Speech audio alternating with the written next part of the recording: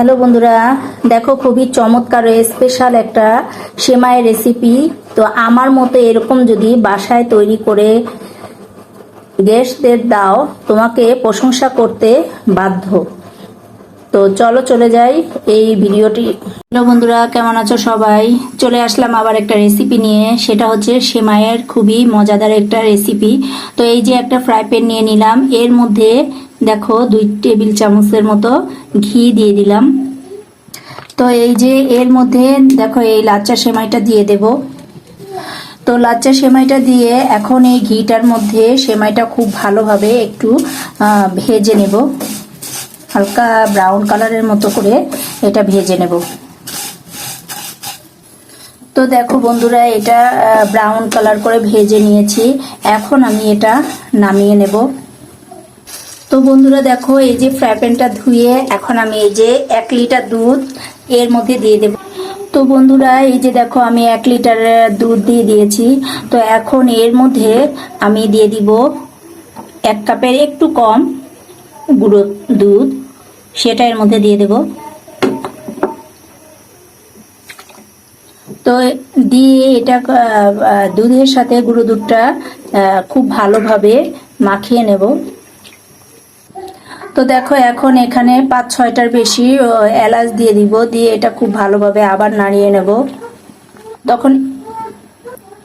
এখন দেখো এই পর্যায়ে দিয়ে দিব কনডেন্স মিল্ক।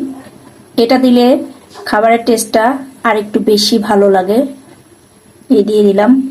তো এটার একটু ঘনত্ব করার জন্য আমি একটু আটা দিয়ে দেব।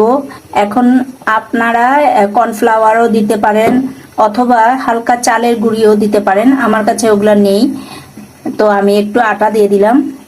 তো দিয়ে এটা খুব ভালোভাবে মিক্সড করতে হবে, যেন গোটা গোটা না হয়ে থাকে। এই যে গোটা গোটা আছে, এটা খুব ভালোভাবে নেড়িয়ে নিতে হবে। তো বন্ধুরা দেখো, এই যে এখন আমি 1 কাপের মতো চিনি দিয়ে দেব। তো দিয়ে এটাকে খুব ভালোভাবে নেড়ে নেব। দেখো কত সুন্দর ঘন হয়ে গেছে। 1 কেজি দুধ ফুটিয়ে আধা কেজি করে নিতে হবে, এর চেয়ে কম করলে আরো ভালো। খুব ঘন করতে হবে, তাহলেই টেস্টটা লাগবে বা খুব ভালো লাগবে। তো এইটা অনবরত নাড়তে থাকবো।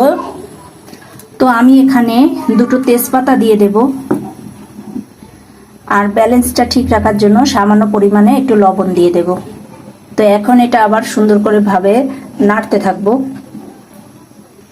তো বন্ধুরা দেখো, এই যে কতটা ঘন হয়েছে। তো এখন এই পর্যায়ে আমি এটা নামিয়ে নেব। তো বন্ধুরা দেখো, এই যে একটা পাত্র নিয়ে নিলাম, এর মধ্যে এই যে সেমাইগুলো এখন আস্তে আস্তে করে এভাবে করে 4 সাইডে দিয়ে দেব। তো এই যে সব সাইডে দিয়ে দিয়েছি। এখন আমি দেখো এর উপর দিয়ে আস্তে আস্তে করে এই যে ঘন করা দুধটা, সেটা আমি সুন্দর করে সব সাইডে এভাবে করে দিয়ে দেব। বিশ্বাস করবে না এটা যে এতটা মজা হয়। তো তুমি যাকে দেবে সে তোমার প্রশংসা করতে বাধ্য। তো এই যে মোটা করে দিয়ে দিয়েছি। তো এখন এর উপর দিয়ে আবারও সামান্য পরিমাণে 4 সাইডে এভাবে করে দিয়ে দেব। এই তো সব সাইডে দিয়ে দিয়েছি। এখন ওপর থেকে হালকা করে আবার একটু দিয়ে দেব। তো দেখো এর উপরে সবগুলো দিয়ে দিয়েছি। এখন সাজিয়ে দিব এখান থেকে কিছু কাজু বাদাম, পেস্তা বাদাম, এগুলো সব সুন্দরভাবে সাজিয়ে দেব। তো এখন দিয়ে দিব এই যে কিছু কিশমিশ।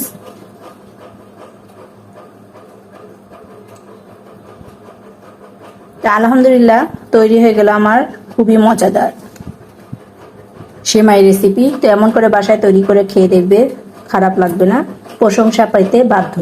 তো আজকে এতটুকুই। আসসালামু আলাইকুম।